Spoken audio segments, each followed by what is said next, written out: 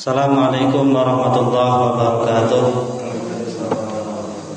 Bismillah, alhamdulillah, wassalatu wassalamu ala rasulillah Sayyidina wa maulana Muhammadin ibn Abdillah wa ala alihi wa sahbihi wa mawala, amma ba'd. Jamaah Masjid At-Taqwa rahimakumullah. Alhamdulillah, malam ini kita masih diberi kenikmatan oleh Allah sehingga bisa insyaallah memulai pengajian mingguan yang tadinya malam Ahad kita pindahkan menjadi malam Senin, sebagaimana yang telah kita informasikan di grup WA Warga Perumahan Grand Sutra. Sebelum kita mulai, mari kita sama-sama lafalkan niat i'tikaf agar selama kita duduk di masjid ini terhitung pahala i'tikaf. Bismillahirrahmanirrahim. Nawaitu an a'takifa fi hadzal masjidi ma dumtu fihi sunnatan lillahi ta'ala. Saya niat i'tikaf di masjid ini selama saya duduk di masjid ini, sunnah karena Allah Ta'ala. Jamaah Masjid At-Taqwa rahimakumullah, insyaallah pengajian mingguan ini akan kita adakan setiap malam Senin dengan jadwal sebagaimana yang telah kami informasikan di grup. Minggu pertama insyaallah akan kita isi dengan kajian kitab Qasasul Anbiya, kitab tentang kisah-kisah para nabi yang ditulis oleh Imam Abil Fida Ismail bin Katsir atau sering disebut dengan Imam Ibnu Katsir. Malam Senin minggu kedua insyaallah akan diisi dengan kajian tauhid yang akan dibawakan oleh Ustadz Latif Mubarak. Kemudian malam Senin minggu ketiga insyaallah akan diisi oleh Ustadz Haji Dayat yang akan mengisi kajian tentang fikih. Kemudian malam Senin minggu keempat insyaallah akan diisi oleh Ustadz Jarkasi dengan kajian akhlak tasawuf yang biasanya membalah kitab Sirrul Asrar. Jamaah Masjid At-Taqwa rahimakumullah, sebelum kita baca kitab Qasasul Anbiya ini, mungkin perlu kami sampaikan hal ihwal tentang kitab ini. Kitab Qasasul Anbiya ini ditulis oleh Imam Abil Fida Ismail bin Katsir atau sering disebut Imam Ibnu Katsir. Dalam sejarah Islam ada dua tokoh yang namanya sama, yaitu Ibnu Katsir. Yang pertama Imam Ibnu Katsir yang masuk generasi tabi'in. Beliau lahir tahun sekitar 45 Hijriah. Jadi beliau lahir sekitar 35 tahun setelah Kanjeng Nabi wafat, sehingga beliau masuk generasi tabi'in. Ibnu Katsir yang generasi tabi'in tersebut itu sering kita bahas dalam kajian qiraah Al-Quran mengenai qiraah sab'ah. Itu masuk salah satu dari 7 imam qiraah sab'ah. Kemudian ada nama Ibnu Katsir yang kedua yang hidup sekitar abad 13. Tepatnya beliau itu lahir tahun 1270-an, 1275 itu.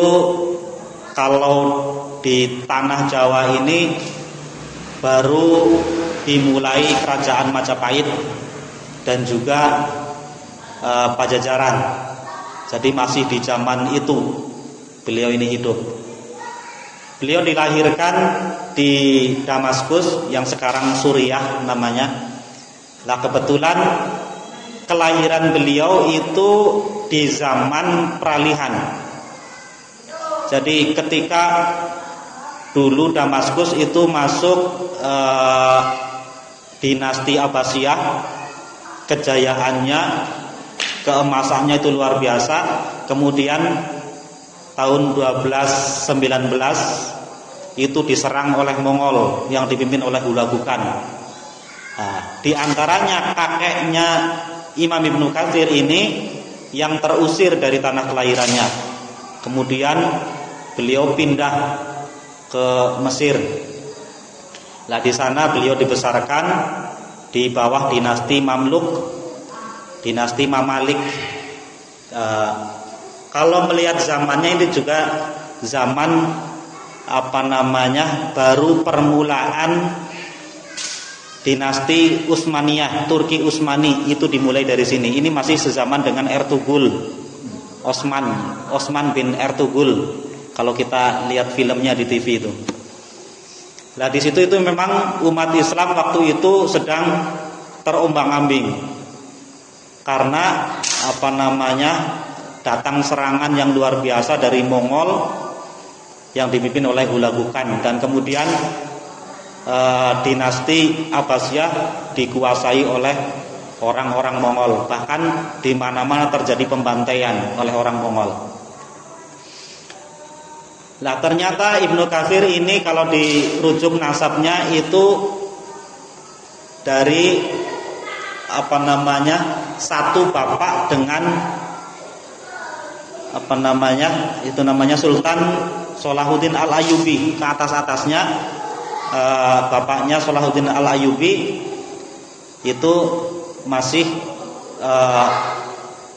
leluhurnya, bapaknya atau kakeknya kalau nggak salah itu masih leluhurnya Imam Ibnu Katsir yang ini.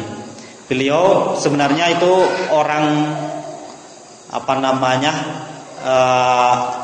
keturunan sultan, tapi karena kesultanannya itu diobrak-abrik oleh Mongol, kemudian beliau mengembara kemana-mana.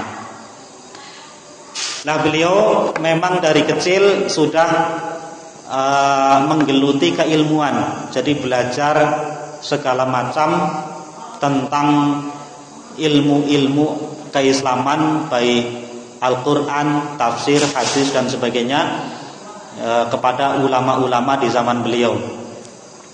Nah, sehingga beliau menjadi orang yang alim di berbagai bidang. Kitab yang terkenal karangannya Imam Ibnu Katsir ini diantaranya Al-Bidayah wan Nihayah, kitab sejarah, berapa jilid itu.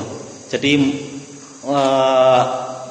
menceritakan sejarah dari awal manusia, dari zaman Nabi Adam sampai zaman beliau. Berarti rentang berapa zaman itu beliau ceritakan semuanya sampai berapa jilid Al-Bidayah wan Nihayah. Terus kemudian ada Tafsir Ibnu Katsir, itu juga termasuk karangan beliau, karangan Imam Ibnu Katsir. Karena beliau itu ahli di bidang Al-Quran, tafsir dan riwayat, maka corak tafsirnya itu banyak berdasarkan hadis-hadis. Termasuk kitab ini Qasasul Anbiya, yang menceritakan tentang nabi-nabi yang disebutkan dalam Al-Quran. Nah, walaupun di sana juga ada tambahan-tambahannya. 25 nabi yang ada di dalam Al-Quran itu diceritakan semuanya berdasarkan ayat-ayat yang ada dalam Al-Quran dan juga berdasarkan hadis-hadis.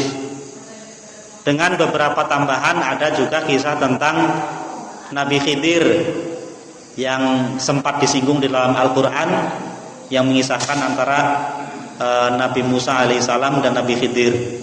Dan juga ada Nabi Samuel, karena berkaitan dengan Jalut dan Tolut Itu di falamma fasala talut bil junuti qala innallaha mubtaliikum binahar, dalam surah Al-Baqarah juz 2 akhir. Itu di sana ada seorang nabi yang disebut dengan Nabi Samuel, ada Nabi Daniel juga disebutkan di dalam Qasasul Anbiya ini.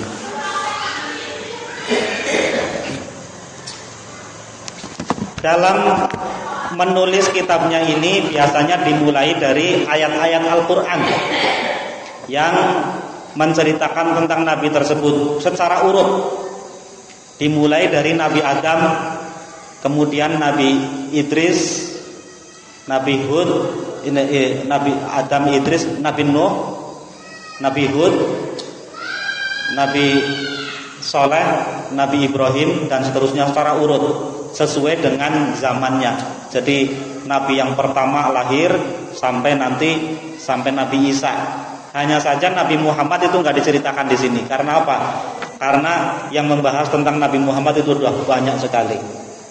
Yang jarang itu nabi-nabi yang lain. Nabi Ilyas, Nabi Ilyasa, Nabi Dzulkifli itu kan jarang yang menceritakan. Nah, ini diceritakan oleh beliau berdasarkan Al-Quran dan hadis. Bismillahirrahmanirrahim. Babu ma warada fi khalqi Adam. Bab menjelaskan tentang penciptaan Nabi Adam. Kalau kisah Nabi Adam di sini ini diceritakan dalam berapa halaman ini?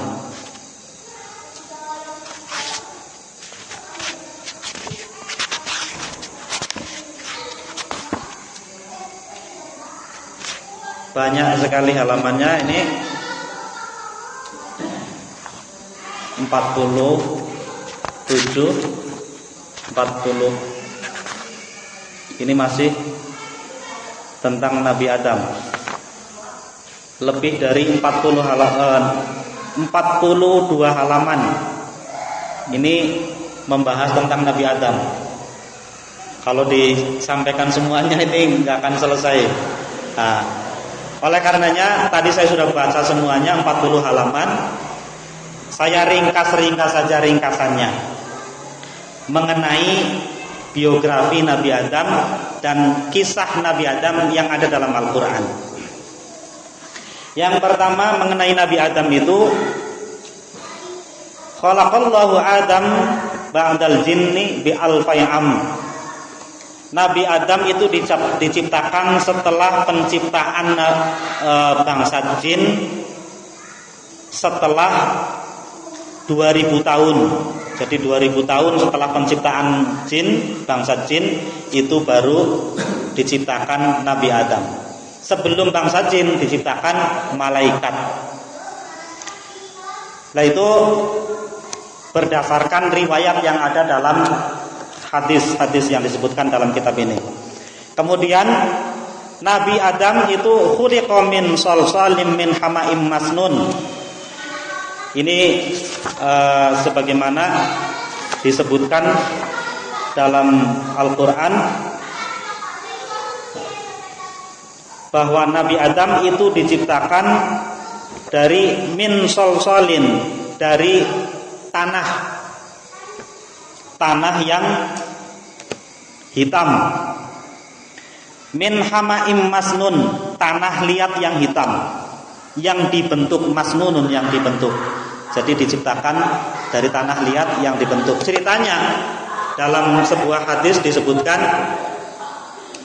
setelah 2000 tahun penciptaan jin, Allah menyuruh malaikat Jibril, "Hei Jibril,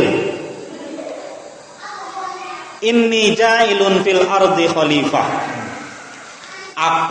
Kata Allah, aku mau menciptakan khalifah di bumi yang berupa manusia. Kemudian memanggil malaikat Jibril, "Hei Jibril, ambilkan tanah di bumi." Nah, ceritanya ngambil tanah di bumi. Setelah sampai di bumi, minta izin ke bumi, "Hei bumi, aku diperintahkan oleh Allah untuk ngambil tanahmu untuk diciptakan makhluk. Dahulu belum ada namanya Adam. Makhluk yang seperti apa? Nanti makhluknya seperti ini katanya. Terus ternyata di bumi itu pernah mendengar cerita bahwa bangsa jin itu dulu pernah ini wayasfikud dima, menumpahkan darah. Pernah terjadi pertumpahan darah antara bangsa jin. Makanya bumi itu takut. Aku takut nanti kalau tanahku diambil akan diciptakan makhluk. Makhluk itu menumpahkan darah satu sama lain. Aku berlindung kepada Allah, aku gak mau. Sampai nangis-nangis, akhirnya gak tega malaikat Jibril itu. Balik lagi lapor ke Allah, ya Allah gak mau. Ya udah, panggil malaikat Mikail, milik Mikail, ambil tanah. Sama ternyata, aku gak mau, aku berlindung kepada Allah. Khawatirnya nanti menjadi makhluk yang menumpahkan darah. Balik lapor ke Allah, sama seperti itu. Ya Allah gak mau. Panggil malakul maut, Israel, hei Israel, ambil. Nah malakul maut itu orang apa? Malaikat yang tegaan. Akhirnya begitu turun, hei bumi, aku diperintahkan Allah untuk ngambil tanahmu untuk jadikan makhluk yang namanya manusia. Aku nggak mau, aku berlindung kepada Allah. Oh nggak bisa. Pantang bagi saya. Udah diperintahkan Allah, pulang tanpa hasil. Pokoknya perintah Allah itu harus dilaksanakan. Apapun yang terjadi akhirnya diambil. Diambil dari 3 tanah. Jadi tidak dalam satu tanah tapi 3 tanah. Ada yang bentuknya hitam, bentuknya putih, bentuknya merah. Dikumpulkan jadi satu, kemudian dilaporkan ke Allah. Oleh Allah dibentuk menjadi bentuk manusia. Sudah bentuk manusia tapi belum ditiupkan roh sampai dibiarkan 40 tahun ceritanya itu. Ini ada riwayatnya di sini. Nah itu tentang penciptaan manusia sampai faidza nafakhtu fihi mir ruhi faqa'u lahu sajidin. Setelah 40 tahun kemudian itu di saat masih berbentuk manusia belum ditiupkan roh, itu banyak riwayat-riwayat, ada apa namanya Israiliyat, tambahan-tambahan dan sebagainya, diantaranya tentang apa namanya riwayat yang dhaif sebenarnya ini. Katanya dulu apa namanya iblis itu menggoda kuda itu katanya. Hei kuda, nanti anak turunmu itu akan menjadi tunggangannya makhluk ini. Nah, kuda akhirnya nggak terima, akhirnya diinjak-injak, tapi nggak ada disebutkan di sini. Akhirnya dari injakan kuda itu jadi pusar katanya. Wallahu a'lam, tapi nggak disebutkan di sini karena yang disebutkan oleh Imam Ibnu Katsir itu hanya yang riwayat yang sahih saja. Riwayat yang seperti itu nggak disebutkan di sini. Lah kemudian Nabi Adam itu diciptakan itu di dalam surga. Jadi diciptakan itu di dalam surga sudah. Dalilnya apa di dalam Al-Qur'an? Wa qulna ya Adam uskun anta wa zaujukal jannah. Hai Adam, tinggallah kamu dan istrimu Hawa di surga ini. Nah, artinya kalau memang beliau itu di luar surga, diciptakan di luar surga, mestinya bahasanya itu masuklah dulu. Tapi langsung tinggallah di dalam surga. Hanya saja pertanyaannya, apakah surga yang waktu Nabi Adam itu diciptakan itu sama dengan surga yang nanti di yaumil qiyamah? Beberapa ulama berbeda pendapat. Ada yang mengatakan surganya sama. Surga waktu Nabi Adam diciptakan dan surga nanti di yaumil qiyamah. Karena al-jannah yaitu itu juga yang disebut jannah. Dasarnya ada riwayat yang menyebutkan ketika Nabi Adam mau wafat, ditunggui oleh anaknya Nabi Sis, anakku, aku kangen kepengin makan buah-buahan surga, tolong carikan. Nah, itu kemudian dicarikan. Ternyata sampai kemana-mana nggak ketemu. Karena apa? Posisinya sudah di bumi. Kemudian didatangi oleh malaikat Jibril, Nabi Sis, Sis, kamu sedang ngapain? Sedang mencarikan buah-buahan surga untuk ayahku itu. Kamu pulang aja, ayahmu udah nggak ada. Kemudian pulang ternyata emang udah nggak ada. Nah itu dalilnya, dalil bahwa surganya itu sama, surga saat Nabi Adam diciptakan dan surga yang akan datang di yaumil qiyamah nanti. Ada yang mengatakan beda, surganya beda. Dalilnya apa? Di antara dalilnya, karena di surga yang nanti di yaumil qiyamah itu nggak ada yang namanya larangan-larangan. Semuanya itu boleh, apa yang ada itu boleh. Sedangkan di zaman Nabi Adam itu ada larangan. Fakula minha haitsu syi'tuma wala taqraba hadhihi syajarah. Uskun anta wa zawjukal jannah fakula minha haitsu syi'tuma wala taqraba hadhihi syajarah. Hei Adam dan istrimu Hawa, tinggallah kalian berdua di surga ini, makan dan minum semau kalian, haitsu syi'tuma wala taqraba hadhihi syajarah, tapi jangan mendekati pohon ini. Artinya itu kan ada larangan. Nah, kalau di surga di yaumil qiyamah nanti enggak ada larangan-larangan. La yaghma'u fiha nasabun wala mahmasatun. Apa nama? La yamassuha nasabun. Di sana itu tidak ada kesusahan. Yang ada itu enak-enak, semua keinginan itu terpenuhi. Nah, buktinya kalau di surganya Nabi Adam dulu masih ada itu. Makanya ada ulama yang menyebutkan surganya itu beda. Karena surga di yaumil qiyamah nanti tidak ada larangan-larangan.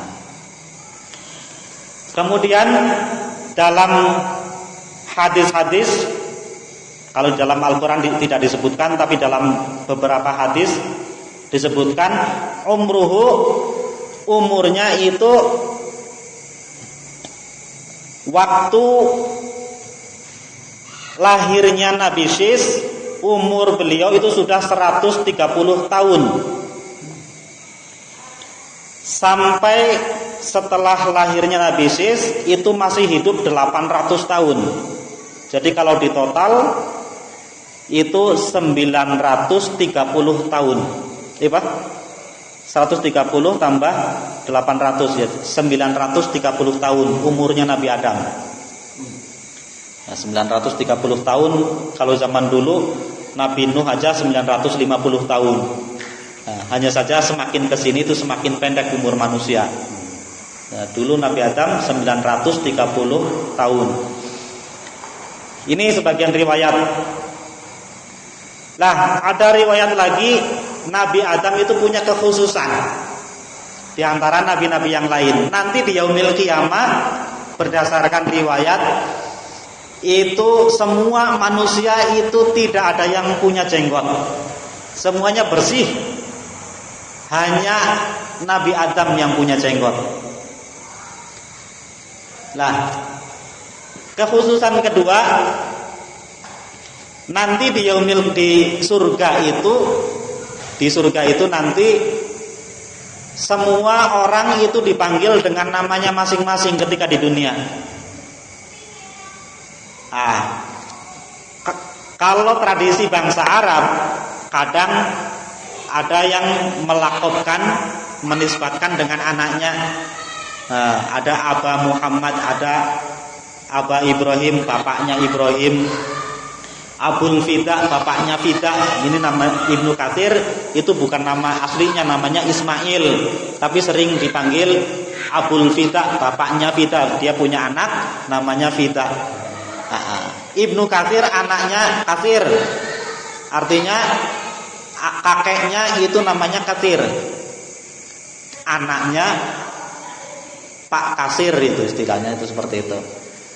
Nah nanti di yaumil qiyamah semua di surga nanti semua orang itu dipanggil sesuai namanya waktu di dunia ini, kecuali satu, yaitu Nabi Adam. Beliau dipanggilnya itu Abu Muhammad, bapaknya Muhammad.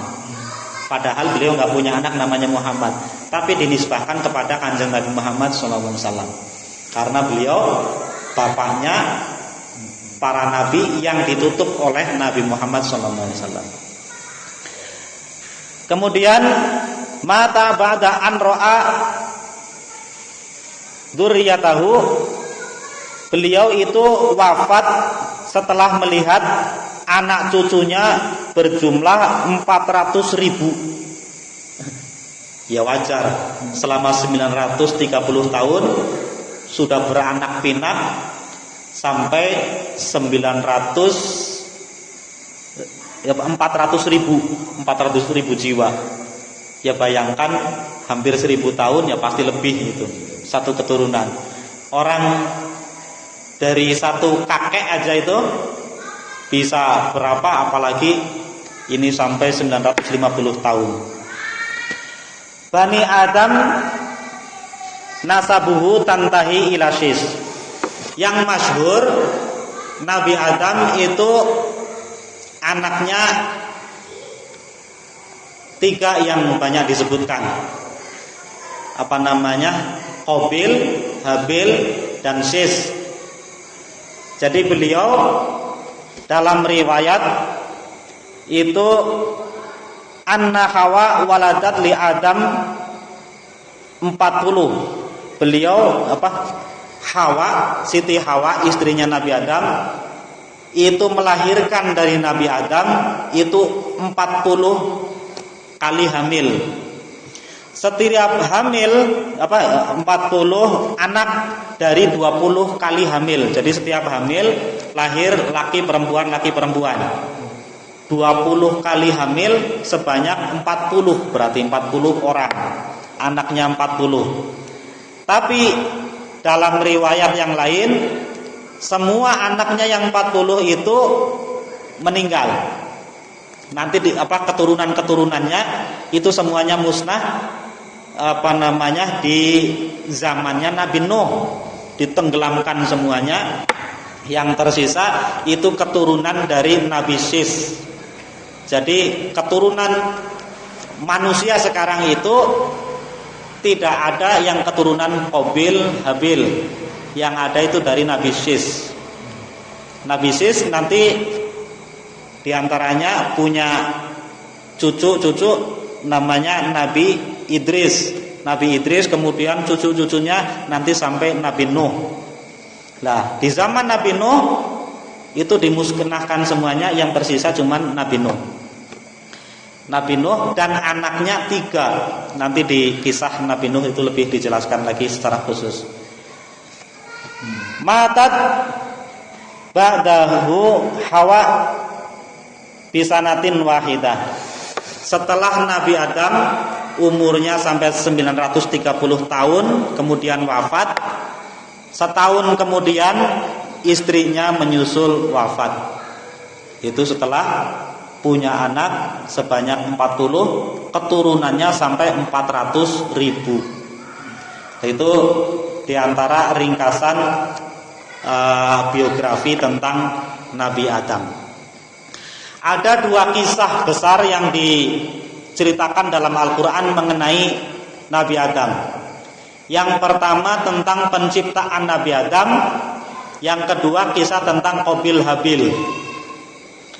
Kisah tentang Nabi Adam itu disebutkan dalam surah Al-Baqarah, pernah kita bahas di malam Jumat dalam tafsir Jalalain. A'udzubillahi minasyaitonirrajim. Wa idh qala rabbuka lil malaikati inni ja'ilun fil ardi khalifah qalu ataj'alu fiha man yufsidu fiha wa yasfiku dima wa nahnu nusabbihu bihamdika wa nuqaddisu lak qala inni a'lamu ma la ta'lamun.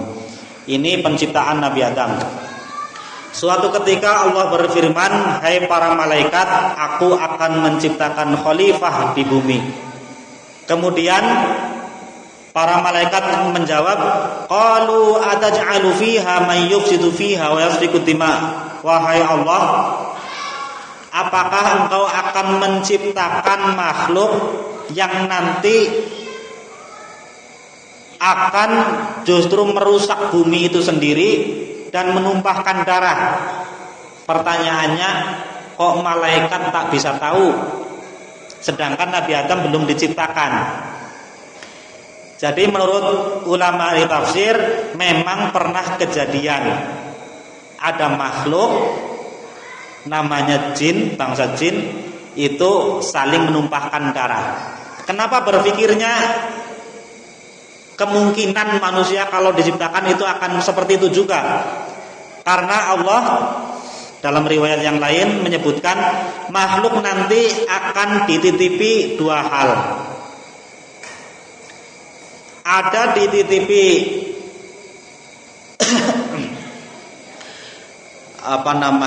ruh dan dititipi nafsu.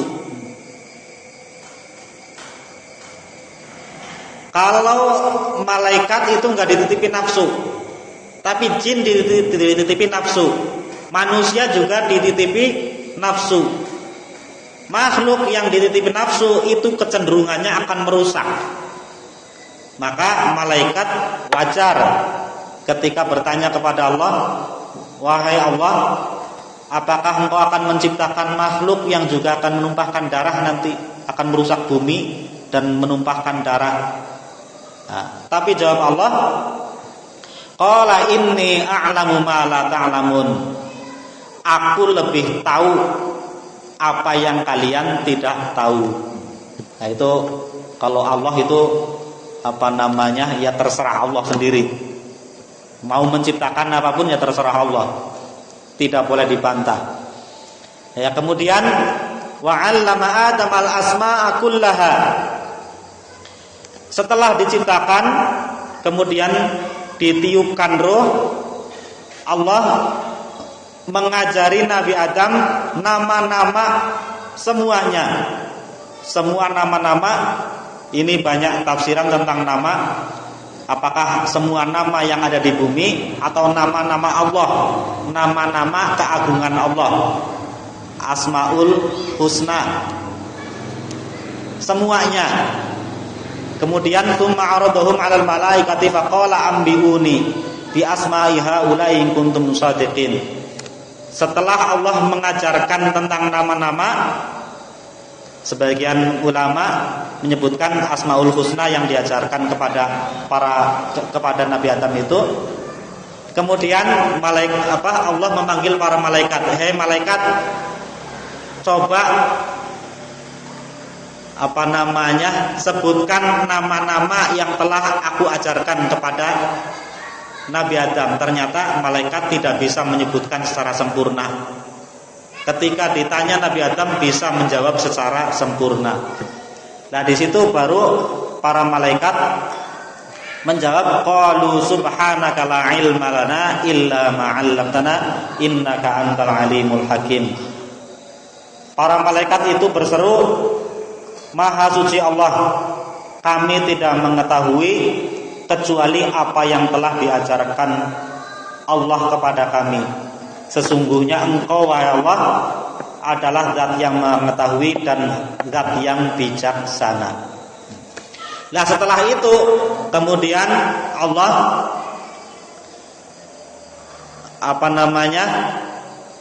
menyeru kepada malaikat, wa idh qulna lil malaikati isjudu li Adam fasajadu illa iblis aba wastakbara wa kana minal kafirin. Kemudian kami firmankan kepada para malaikat, hei para malaikat, kalian semuanya sujud kepada Adam.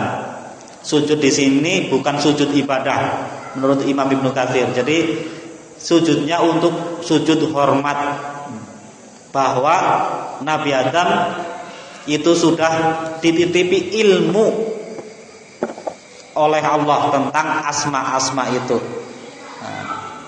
Makanya ada yang menyebutkan kemuliaan manusia itu dilihat dari ilmunya. Jadi yang dimuliakan bukan manusianya tapi ilmunya. Karena manusia itu dititipi oleh ilmu, maka Allah menyuruh makhluk yang lain untuk hormat kepada dia. Kita hormat bukan kepada manusianya tapi kepada ilmu yang dititipkan kepada manusia tersebut. Makanya malaikat kemudian bersujud hormat kepada Nabi Adam, kecuali iblis, illa iblis aba wastakbar wa kana minal kafirin. Dia tidak mau, bahkan dia bersikap sombong. Wa kana minal kafirin.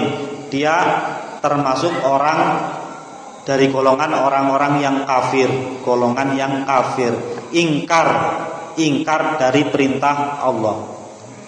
Jadi disinilah ada hal yang bisa kita petik, bahwa kadangkala ini banyak terjadi di masyarakat, termasuk yang terjadi di zaman Kanjeng Nabi. Abu Lahab itu pamannya Kanjeng Nabi.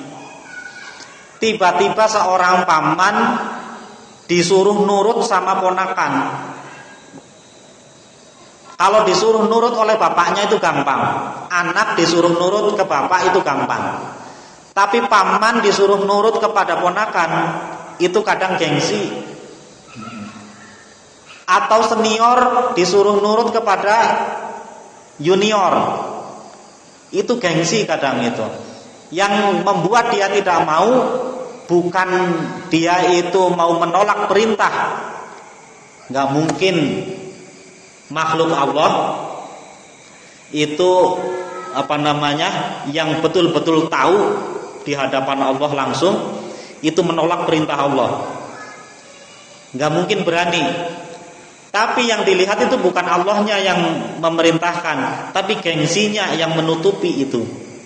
Akhirnya dia nggak mau. Dalam ayat yang lain, khalaqtani min narim wa khalaqtahu min tin. Bagaimana mungkin ya Allah aku mau tunduk kepada junior yang baru kemarin diciptakan? Aku itu lebih dulu diciptakan, 2000 tahun sebelum dia diciptakan. Dalam riwayat yang disebutkan oleh Ibnu Katsir di sini, iblis itu awalnya namanya Azazil.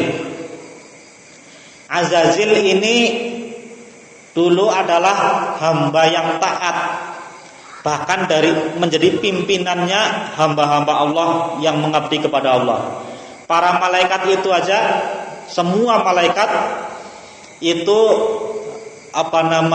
hormat kepada Azazil karena saking taatnya kepada Allah.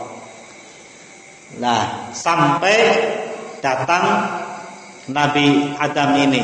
Begitu Nabi Adam diciptakan, kemudian Allah memerintahkan Azazil untuk tunduk, untuk sujud hormat kepada Nabi Adam. Nah, kemudian dia menjawab, khalaqtani min narim wa khalaqtahu min tin. Bagaimana mungkin aku mau tunduk? Aku diciptakan dari api, sedangkan dia itu diciptakan dari tanah. Aku juga lihat dia itu diciptakan dari tanah yang kotor, tanah hitam, tanah liat yang hitam, kemudian dibentuk. Mestinya api itu lebih mulia. Lah itu. Jadi yang dilihat bukan perintahnya, tapi yang dilihat adalah kesombongannya, dia juniornya. Itu kadang-kala, makanya dalam peribahasa Arab, atau mungkin ini sebuah hadis yang menyebutkan unzur maqal wala tanzur mangqal. Lihatlah apa yang diucapkan, jangan lihat siapa yang mengucapkan. Jadi apapun yang disampaikan dari ajaran Islam itu ikuti, walaupun datangnya dari siapapun, dari ustadz yang disenangi atau yang dari ustadz yang tidak disenangi. Kalau itu ajaran yang benar, kita ikuti. Karena kita tidak mengikuti ustadz, tapi mengikuti ajaran Islam itu. Nah, ini hikmah yang bisa kita ambil salah satunya dari kisah Nabi Adam ini. Nah, kemudian Azazil karena menolak untuk hormat kepada Nabi Adam, kemudian dia diusir oleh Allah. Qala khruj minha fa innaka rajim. Allah berfirman, "Hei iblis." Mulai saat itu disebut iblis. Iblis itu artinya yang membangkang. Nama aslinya Azazil karena dia membangkang perintah Allah, kemudian dia disebut iblis. Qala khruj minha fa innaka rajim. Keluarlah dari surga wahai iblis, hai makhluk yang membangkang, karena kamu itu termasuk golongan yang dikutuk, yang terkutuk. A'udzubillahi minasyaitonirrajim. Aku berlindung dari godaan syaitan yang terkutuk, yang dikutuk. Nah, itu kemudian setelah itu Nabi Adam masih tinggal di surga, sementara iblis dicampakkan untuk keluar dari surga. Nah, setelah itu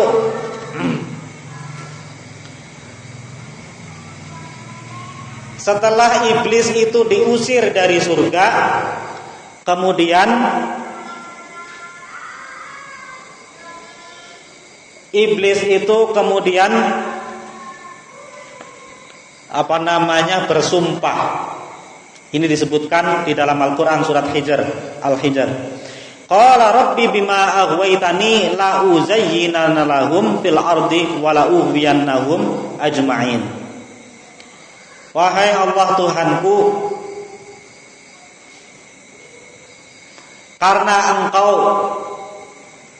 telah mengusirku gara-gara Nabi Adam, maka aku bersumpah akan menggoda anak turunnya Nabi Adam, menggoda Nabi Adam dan anak turunnya dengan keindahan-keindahan fil ardi, di bumi nanti, walau yannahum ajmain, dan akan aku sesatkan mereka semuanya. Ini sumpahnya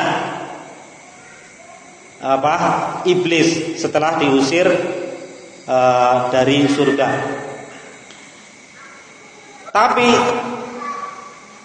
kemudian Allah berfirman, illa ibadaka minhumul mukhlasin.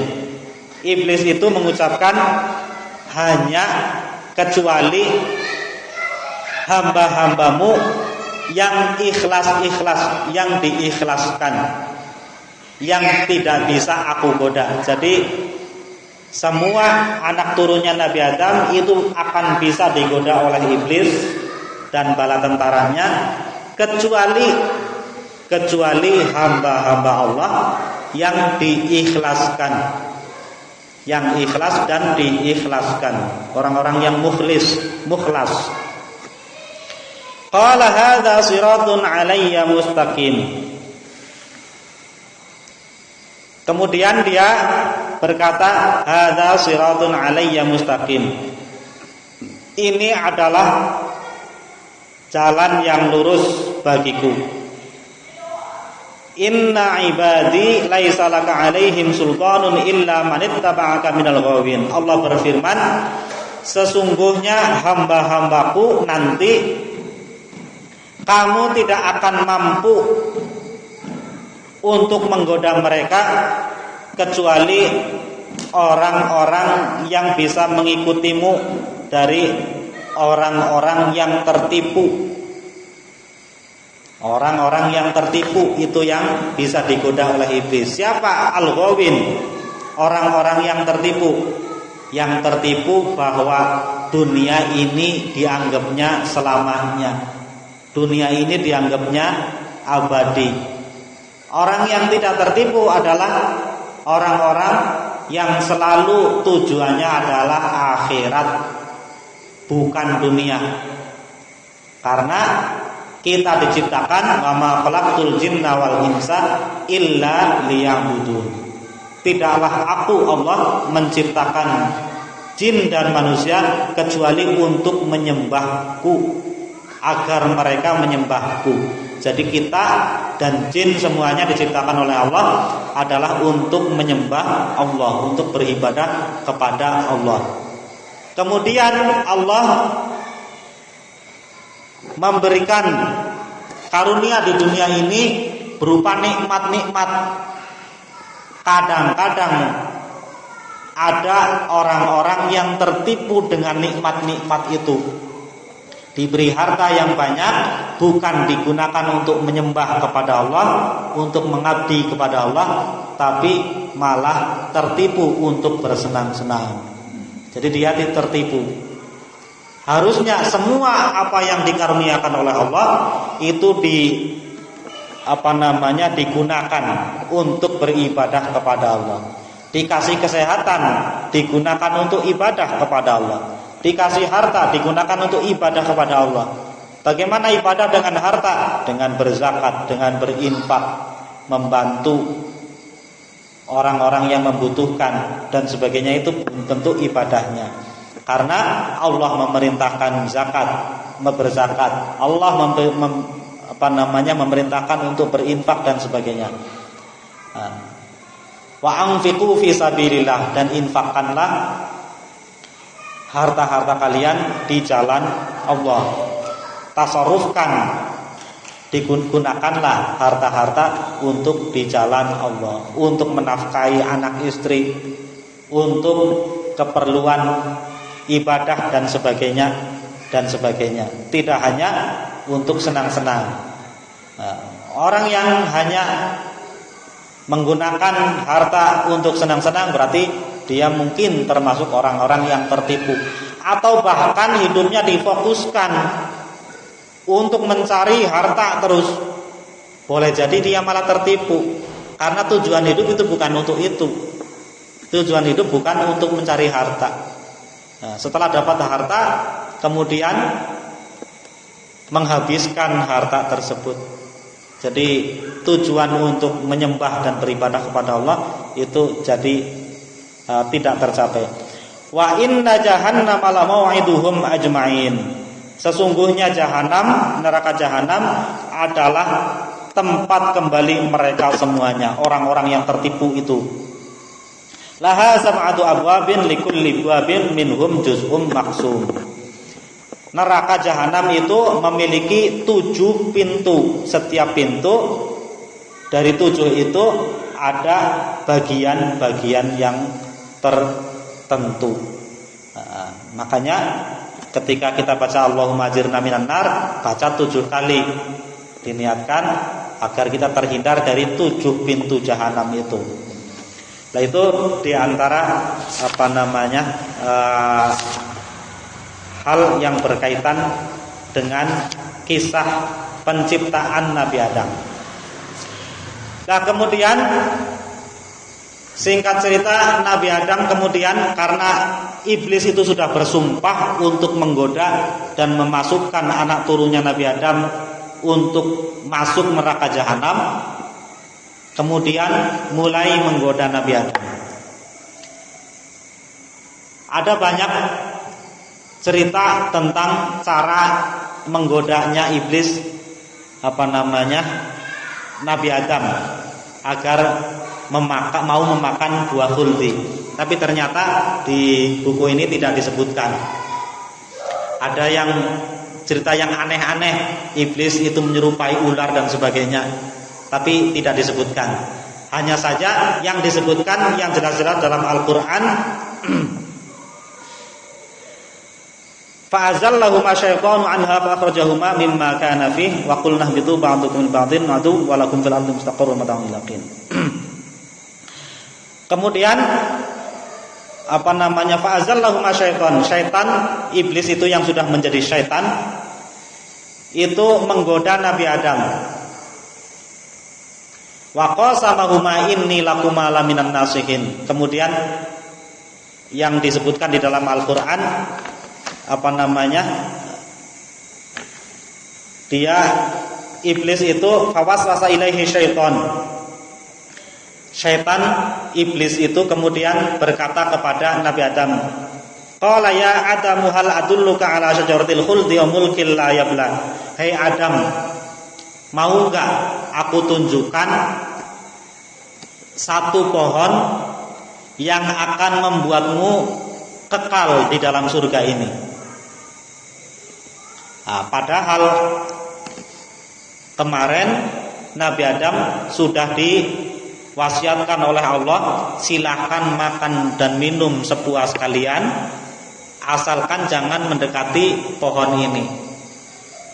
Nah, ini syaitan iblis ini kemudian dengan segala cara mulai menggoda Nabi Adam. Hei Adam, kamu mau enggak aku tunjukkan satu pohon yang nanti buahnya kalau kamu makan akan membuatmu kekal di sini.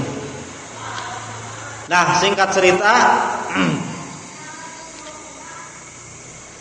karena dalam ayat yang lain, karena syaitan iblis itu menggunakan nama Allah demi Allah. Nah, aku adalah inni lakuma laminan nasihin. Aku ini adalah orang yang memberikan nasihat demi Allah. Aku ini karena sayang sama kamu Adam, aku nasihati makan buah khuldi ini. Lah, tanpa pikir panjang, akhirnya ada yang cerita yang lain. Akhirnya Siti Hawa yang merajuk. Tapi ada kisah yang lain juga, Nabi Adam sendiri yang ambil dan juga istrinya. Nah, karena istrinya itu atas perintahnya Nabi Adam, ayo ambil, karena sudah mengatakan demi Allah. Jadi yang dilihat itu Allahnya, karena demi Allah akhirnya sudah diambil, dimakan. Kemudian Allah berfirman, dan dalam sini fa'akala minha fabadat lahuma sawatuhuma wa tafiqa yakhsifani alaihima min waraqil jannah wa 'asa adamu rabbahu faghwa. Kemudian mereka berdua, Nabi Adam dan Hawa, memakan buah khuldi. Tiba-tiba langsung fabadat lahuma sawatuhuma, pakaian-pakaian yang terpakai langsung jatuh semuanya. Karena apa? Karena pakaian-pakaian itu termasuk nikmat surga. Di surga tidak boleh ada orang yang maksiat. Orangnya itu harus bersih. Makanya sekalian langsung rontok semuanya. Sehingga mereka berdua telanjang. Fabadat lahuma sawatuhuma wa tafiqa yaksifani alaihima min waraqil jannah.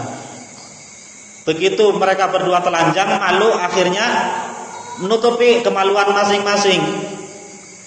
Nah, di situ ini makanya kenapa ada yang menyebutkan namanya aurat itu artinya kemaluan.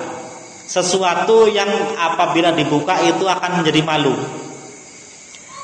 Nah, di sini Nabi Adam menutupi yang membuat malu, yaitu kemaluannya ditutupi, sampai ngambil-ngambil miwarokil jannah, daun-daun surga itu untuk menutupi kemaluannya. Lah, yang bisa ditutupi dengan daun paling berapa sih? Makanya nutup aurat, ada yang menyebutnya ya sekedar menutupi yang membuat malu itu. Makanya ada ulama juga yang menyatakan bahwa menutup rambut itu bukan termasuk aurat, karena kalaupun dibuka enggak membuat malu. Nah, itu bahasan yang lain. Yang masyhur tetap harus ditutup. Lah, kemudian fa'asa Adam wa asa Adamu rabbahu fahuwa, maka itu disebut sebagai maksiat. Nabi Adam telah bermaksiat kepada Allah. Arti maksiat itu tidak memenuhi perintah Allah. Nah, tapi di sini sebenarnya kalau kita analisa, Nabi Adam itu tidak serta-merta bisa disalahkan. Karena apa? Karena kata Nabi Adam, ketika beliau disalahkan, aku nggak sampai berpikir ada orang berani, ada makhluk berani memakai nama Allah untuk bersumpah, tapi untuk menipu orang.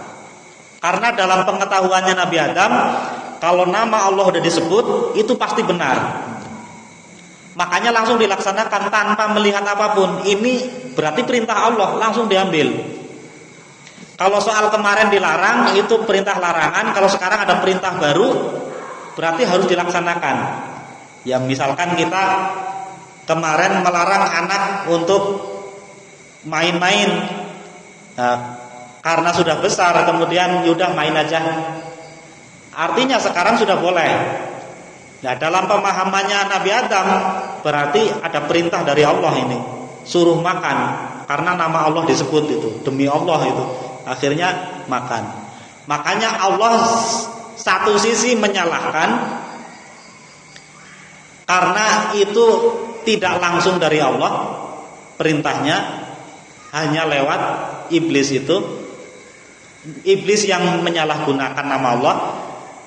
Tapi satu sisi Allah juga tahu bahwa Nabi Adam itu tidak berniat maksiat. Makanya ini yang lucu, kemudian fatalaqa Adamu mir rabbih kalimatin fataba alaihi. Nabi Adam, karena kamu sudah melanggar, walaupun kamu enggak niat melanggar, tetap saja kamu salah. Makanya kamu harus diturunkan ke bumi. Nah, di sisi yang lain, sebenarnya ini juga sudah direncanakan oleh Allah. Karena apa? Ayat yang awal kita sebutkan, wa idz qala rabbuka lil malaikati inni ja'ilun fil ardi khalifah. Aku akan menciptakan khalifah di bumi. Mau menciptakan khalifah di bumi, diciptakannya di surga. Berarti memang sudah ada rencana Allah akan menjadikan Nabi Adam ini hidupnya di bumi nanti. Nah, ini juga sama dalam satu riwayat yang sahih disebutkan suatu ketika Nabi Musa itu bertemu dengan Nabi Adam. Dalam riwayat, tentunya bukan bertemu jasadnya, tapi bertemu ruhnya Nabi Adam. Kalau bertemunya seperti apa, wallahu a'lam. Tapi pokoknya ada riwayat yang sahih itu seperti itu. Kemudian Nabi Musa bertanya, apakah kamu itu Nabi Adam? Nah itu tentang haja Musa Adam alaihi salam faqala lahu antal ladzi akhrajtan nas bi dzambika minal jannati wa ashqaitahum. Oh, ternyata kamu itu. Nabi Musa itu kan orangnya terus terangan. Begitu ketemu sama Nabi Adam, oh, kamu ya yang namanya Adam. Kamukah yang telah mengeluarkan manusia karena dosamu, kamu yang salah, tapi kemudian kamu menyebabkan manusia semuanya jadi keluar dari surga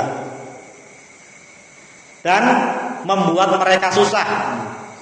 Itu protes, istilahnya Nabi Musa itu protes pada Nabi Adam. Ini gara-gara kamu, jadi anak turunmu jadi susah di bumi. Tapi dijawab oleh Nabi Adam, qala Adam, ya Musa, hei Musa, antal ladzi istafaqallahu bi risalatihi wa bi kalami. Aku tahu kamu adalah hamba yang dipilih oleh Allah untuk membawa risalahnya dan menjadi kalimullah, hamba yang diperkenankan langsung berdialog dengan Allah. Atalumani ala amrin qad kataballahu alayya qabla an yakhluqani. Apakah kamu akan menyalahkan aku sedangkan ketetapan itu sudah ditetapkan oleh Allah sebelum Allah menciptakanku. Nah, jadi Nabi Adam itu juga tahu bahwa sudah ada ketetapan dari Allah nanti akan diturunkan di bumi sebelum diciptakannya Nabi Adam.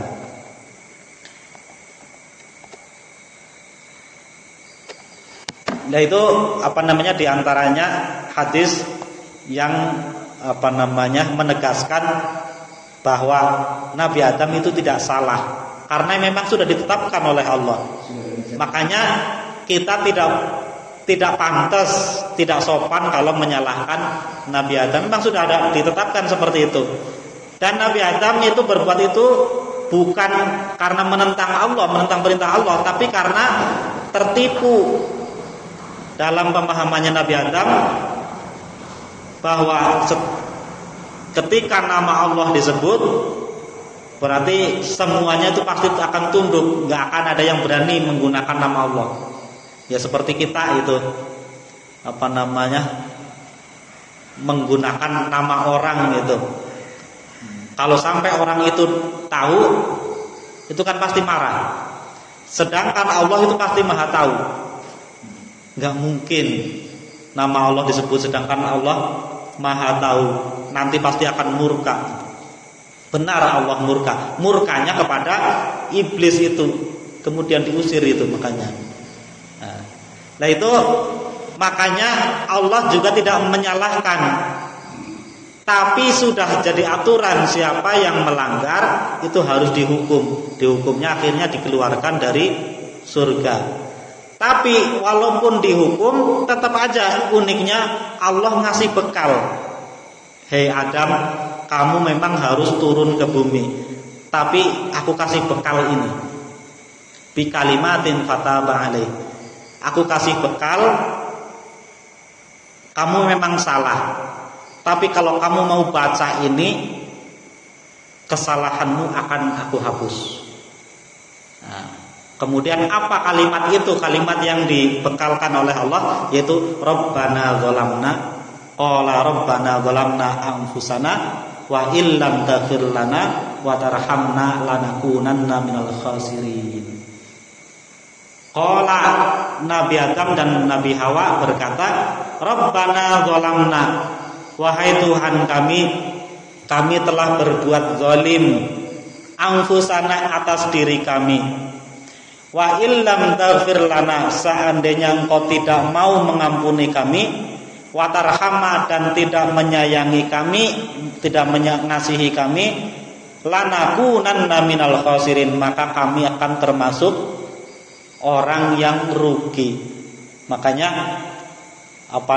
siapa yang membaca doa ini sebesar apapun dosanya akan diampuni oleh Allah. Karena ini bekal yang diberikan oleh Allah langsung kepada Nabi Adam alaihi salam. Makanya kita doa minimal setelah sholat itu kita sadar bahwa kita itu banyak dosanya. Selama ini kita banyak berbuat dosa. Makanya kalau kita sholat zuhur, setelah sholat zuhur baca Rabbana zalamna anfusana. Nah, karena apa? Mungkin dari subuh sampai sekarang banyak melakukan kelalaian. Disuruh sholat, malas-malesan dan sebagainya. Mungkin itu kita baca Rabbana zalamna, insyaallah diampuni oleh Allah. Fataba alaih. Kemudian Allah bertaubat kepadanya. Taubat itu artinya kembali. Yang tadinya Allah nggak mau dekat-dekat karena dia telah berbuat salah, melanggar aturan. Karena sudah diampuni oleh Allah, maka Allah mendekat lagi kepada Nabi Adam. Namanya taubat. Taubat itu artinya kembali. Kalau kita bertobat, jadi kita yang tadinya salah kemudian minta dibersihkan, kita kembali kepada Allah. Itu namanya taubat. Ketika kita bermaksiat berarti kita menjauh dari Allah karena kita melanggar aturan Allah. Nah, kita sudah bertobat, minta ampunan atas kesalahan-kesalahan kita, atas dosa-dosa kita, berarti kita bertaubat kepada Allah Subhanahu wa taala. Nah itu. Jadi kita di antara hikmah yang lain yang bisa kita ambil dari kisah Nabi Adam ini adalah bahwa selama manusia itu masih yang dituju adalah Allah, wajar namanya manusia itu ada salah-salahnya. Karena apa? Al-insanu mahallul khata' wan nisyan. Manusia itu tempatnya salah dan lupa. Pasti ada salah-salahnya. Tapi selama salah itu bukan yang disengaja. Yang disengaja itu seperti nantang-nantang. Kalau memang lagi malas, ya malas saja. Lagi malas jamaah, ya diam aja. Nggak usah ngomong kemana-mana, saya malas. Itu seolah-olah itu nantang. Saya nggak mau jamaah karena ini karena itu gitu misalkan, itu nantang. Kalau nggak mau aja. Cukup untuk diri sendiri. Kita sadari saya lagi malas. Tidak perlu ngomong yang macam-macam. Nah, ngomong yang macam-macam seperti itu, yang nantang-nantang itu, yang dianggap sebagai dosa yang besar. Makanya yang penting selama salah, lupa itu biasa, namanya manusia. Salah, saya lagi malas ya Allah. Itu wajar. Atau lupa, seharusnya saya dikasih harta ini untuk infak, untuk sedekah, tapi ternyata banyak untuk senang-senangnya. Sedikit infaknya, sedikit sedekahnya, itu berarti salah. Salah tapi bukan disengaja. Ya manusia wajar, punya duit ya kepengin senang-senang. Tapi nggak sengaja untuk menentang Allah. Nah, beda kalau nantang. Saya punya duit banyak, tapi saya sengaja nggak mau sedekah, nggak mau infak. Enak aja, saya nyari capek-capek gitu. Itu nantang. Nah, jadi yang seperti itu yang susah diampuni. Tapi kalau sekedar kita lupa, kemarin punya duit banyak, habis ternyata buat senang-senang, tapi kita nggak sengaja untuk menentang perintah Allah, untuk bersedekah, untuk berzakat dan sebagainya. Tiba-tiba udah habis. Seharusnya kemarin waktu uangnya banyak, itu sudah nisab zakat, harus berzakat.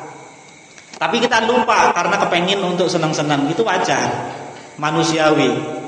Nah, insya Allah kalau hanya seperti ini, seperti Nabi Adam, ya sekedar lupa atau sekedar tidak sengaja, salah memang, tapi bukan salah yang disengaja. Insya Allah dengan kita baca Rabbana zalamna anfusana wa illam taghfir lana warhamna lanakunanna minal khasirin, itu akan diampuni oleh Allah.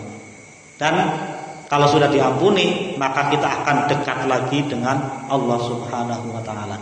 Nah, itu hikmah dari kisah yang ada dalam kehidupan Nabi Adam. Jadi sebanyak apapun, insya Allah kesalahan kita selama tidak sengaja untuk berbuat salah, insya Allah akan diampuni oleh Allah. Allah masih sayang. Buktinya sayang, memang dihukum Nabi Adam, tapi dihukum dikasih bekal. Diusir dari rumah, misalkan karena anak berbuat salah, pergi kamu, tapi dibawain ATM. Itu ngusir karena memang salah, tapi dibawain ATM. Artinya apa? Masih sayang. Allah itu masih sayang. Diusir Nabi Adam dari surga, tapi dibekali kalimat, yaitu Rabbana zalamna anfusana. Itu ini bisa kita implementasikan, kita tiru juga, bahwa orang itu bisa salah, bisa lupa. Sekelas Nabi Adam saja bisa salah, bisa lupa, apalagi kita.